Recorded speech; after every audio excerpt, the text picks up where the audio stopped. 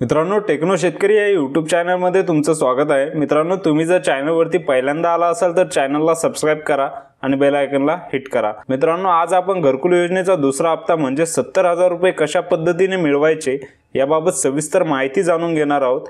बऱ्याच लाभार्थ्यांच्या खात्यामध्ये पहिला हप्ता म्हणजे 15,000 रुपये जमा झाले आहेत, पण पुढील हप्ता आपोआप येत नाही। त्यासाठी काही प्रक्रिया पूर्ण करावी लागतात। चला जाणून घेऊया त्या प्रक्रिया काय आहेत। जर तुम्ही पहिल्यांदा टेक्नो शेतकरी या यूट्यूब चॅनलवरती आला असाल तर चॅनलला सबस्क्राइब करा आणि बेल आयकॉनला हिट करा।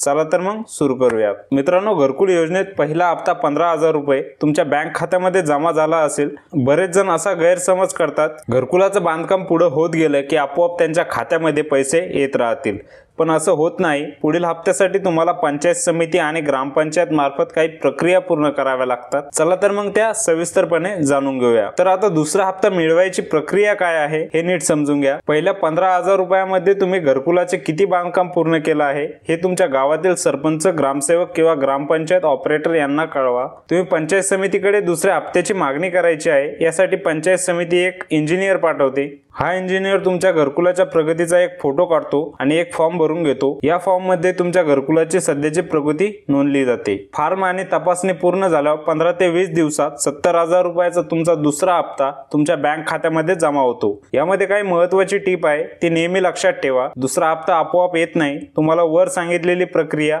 पूर्ण करावी लागेल। घरकुलाच्या बांधकामाच्या प्रत्येक टप्प्यावर तुम्हाला असाच फॉर्म भरून मागणी करावी लागते। तुमच्या घरकुलाची प्रगती कोणत्या टप्प्यावर आहे हे फॉर्म मध्ये नमूद करावं लागतं। मित्रांनो, घरकुल योजनेत दुसरा हप्ता मिळवण्यासाठी तुम्हाला ग्रामपंचायत आणि पंचायत समिती मार्फत मागणी करावी लागते।